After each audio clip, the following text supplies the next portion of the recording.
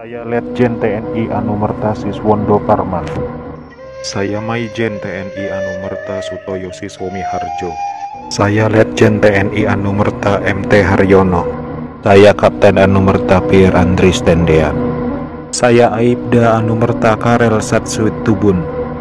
Saya Maijen TNI Anumerta DI Panjaitan. Saya Jenderal TNI Anumerta Ahmad Yani. Biarlah saya berkorban untuk negara ini. Sekarang giliran kalian.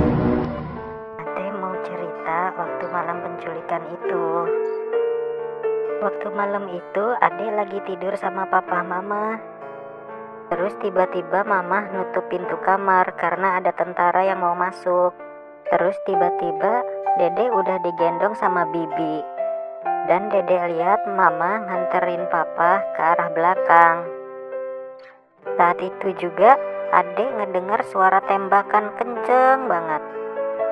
Dan ternyata Ade kena tembakan dari senjata tentara itu. Ade waktu itu sempat bilang, "Ade salah apa, Pak?" Setelah kejadian itu, Ade sempat dirawat 5 hari di rumah sakit. Nyawa Ade diambil sama tentara-tentara yang datang ke rumah papa itu. Dia cuma berharap kejadian itu tidak terulang lagi. Dan jangan membiarkan paham komunis berkembang kembali di negara kita ini. Apakah PKI akan eksis kembali di Indonesia? Kami dari Forum Tanah Air kembali mengadakan acara bulanan, dialog dan diskusi kebangsaan menyambut Hari Kesaktian Pancasila tanggal 1 Oktober 2020 dengan tema Apakah PKI akan eksis kembali di Indonesia? Pada tanggal 1 Oktober nanti, bangsa Indonesia akan memperingati Hari Kesaktian Pancasila sebagai satu momen penting dalam sejarah bangsa setelah terjadinya peristiwa pemberontakan G30 SPKI yang menewaskan beberapa jenderal terbaik TNI dan juga masyarakat sipil, khususnya dari kalangan religius. Kesaktian Pancasila memiliki makna penting bagi seluruh warga negara Indonesia bahwa Pancasila merupakan pedoman serta dasar negara yang tidak dapat dan tidak boleh diubah oleh siapapun.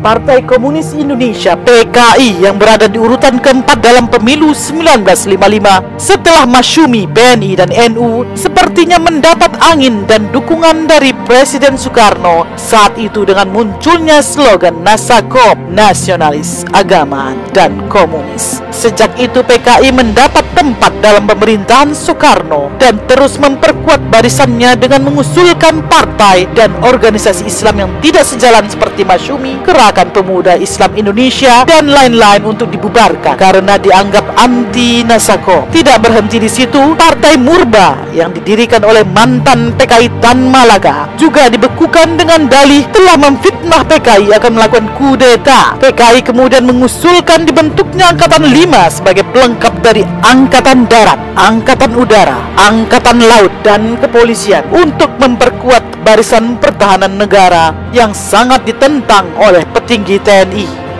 Pihak yang menjadi penghambat agenda PKI mewujudkan negara komunis di Indonesia saat itu adalah kalangan nasionalis religius dan TNI AD. Pimpinan puncak TNI AD merupakan batu sandungan utama karena penguasaannya atas kekuatan militer dan persenjataan serta kesetiaannya kepada Pancasila dan Undang-Undang Dasar 45. Karena kesetiaannya kepada Sabta Marga, pimpinan puncak TNI AD sulit diinfiltrasi dan digiring menjadi komunis. Ini yang membuat PKI kemudian menculik dan membunuh petinggi TNI AD yang dianggap berseberangan. 55 tahun setelah G30 SPKI, polemik dan isu tentang kebangkitan PKI atau paham komunis yang sudah terlarang di Indonesia sejak tahun 1966 kembali muncul di permukaan. Bagian tidak percayakan kebangkitan paham komunis mengatakan isu kebangkitan PKI ini adalah kebohongan besar dan sengaja dihembuskan untuk diolah menjadi komoditas politik atas kepentingan pihak-pihak tertentu.